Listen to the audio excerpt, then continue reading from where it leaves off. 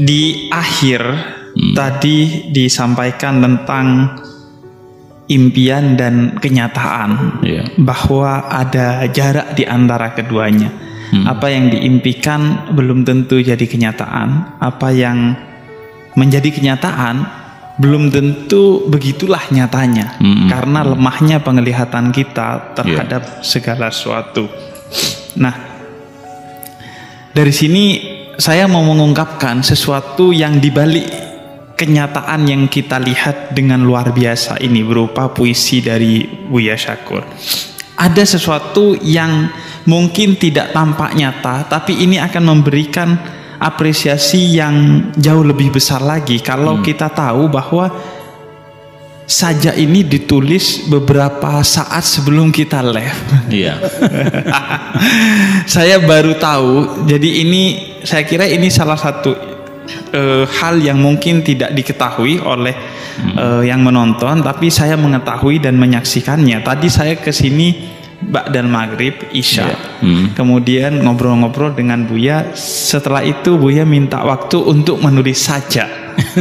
Ternyata sajak yang kita kemudian baca setiap saat oleh Buya itu adalah betul-betul genuine, karena yang ingin disampaikan atau yang terjadi, apa yang dirasakan, penafsirannya ke sini, ada yang penafsirannya ke situ, tapi energinya pasti positif, perspektifnya pasti positif. Karena itu kata yang ada dalam Al-Quran pun itu kan tidak bisa ditangkap secara sempurna kecuali kalau kita menyucikan hati dan pikiran kita. La yamassuhu illal mutahharun, tidak akan bisa mengakses pada aspek terdalam dari kata-kata itu kalau tidak dengan cinta. Nah, begitu juga ketika kita membaca sajak-sajak Buya. Saya kira kehadiran cinta menjadi sangat penting untuk melihat sajak-sajak ini. Dan juga antara impian dan kenyataan, sajak ini mengajarkan kepada saya untuk tidak hidup di salah satu keduanya. Karena manusia ini ya makhluk yang selalu berimajinasi, berimpian, tapi juga hidup dalam realitas yang nyata. Yang jadi kenyataan. Karena itu kita harus tawakal, sabar dan lain sebagainya.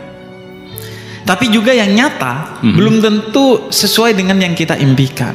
Misalnya saya dulu mengimpikan bahwa orang yang punya sepeda motor itu hidupnya sebagainya gitu. Artinya kenyataan pun tidak seperti yang dipersepsikan. Karena itu tadi Buya menyampaikan tentang bagaimana tidak hubbud dunya, zuhud dalam tradisi sufisme itu menjadi penting. Karena kenyataan dunia itu tidak seperti yang kita bayangkan kadang. Ketika sampai ke sana, ya tidak ada apa-apa ternyata.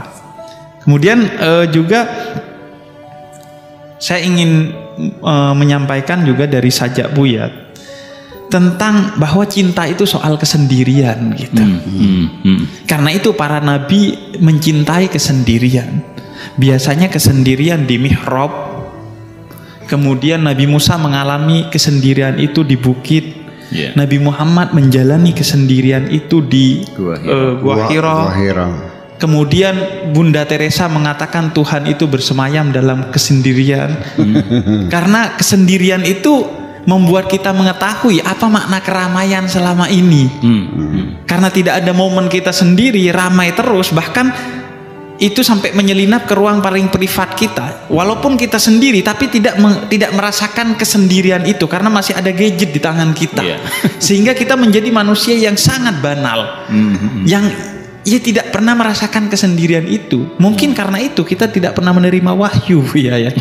Karena tidak pernah merasakan kesendirian, tidak pernah merasakan tidak mendapatkan ilham karena ya nggak pernah sendiri. Kita atau wangsit lah, ilham lah ya. Jadi itu. Nah, karena itu cinta itu soal kesendirian untuk kita merasakan, dan cinta itu soal kedaulatan. Tidak peduli kita dicaci, dimaki sebagaimana Nabi.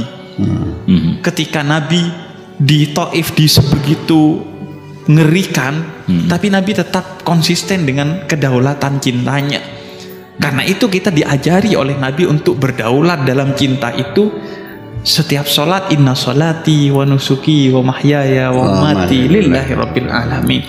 Kalau saya harus jatuh, citra saya gak ada masalah. Kalau saya bahkan harus sakit, dibunuh sekalipun, tidak ada masalah. Yang penting saya mati dalam keadaan baik-baik saja, dalam keadaan cinta kepada Tuhan. Dan karena itu tidak perlu ada topeng, kata Buya dalam Saja Ini. Nah, ini juga masalah generasi milenial, Buya.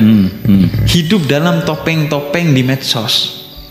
Bahkan beli makanan difoto dulu seolah-olah nikmat, padahal cuma dicicipin nanti itu, Buya. Gak dimakan itu.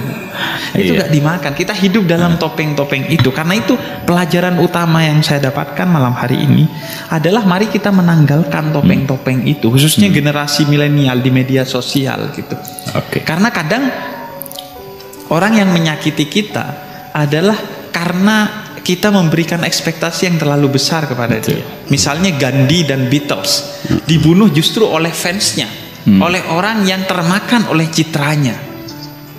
Karena itu saya mengapresiasi betul Buya dan belajar dari Buya. Ya gak memberikan ekspektasi apa-apa bagi pendengarnya gitu. Ya sudah apa adanya seperti ini.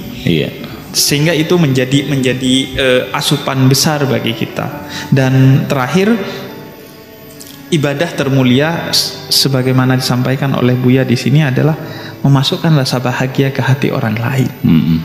Itu yang disampaikan oleh Allah kepada Nabi Musa ketika dalam perjumpaan, sebagaimana diceritakan dalam hadis qudsi. Karena itu pada akhirnya Saja Ini saya ingin menafsirkannya bahwa inna lillahi wa inna ilaihi raji'un. Kita dari Allah. Karena sumber kita dari Allah, maka kebahagiaan kita juga ada pada Allah.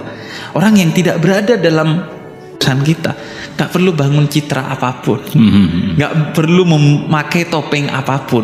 Karena la tahzan wa la takhaf innallaha ma'ana. Jangan pernah sedih, jangan pernah takut ketika Allah bersama kita. Itu mungkin apresiasi dari saya. Semoga ini tidak terlalu tersesat dari apa yang ingin disampaikan oleh Buya. Saya yakin tersesat, tapi paling tidak jauh.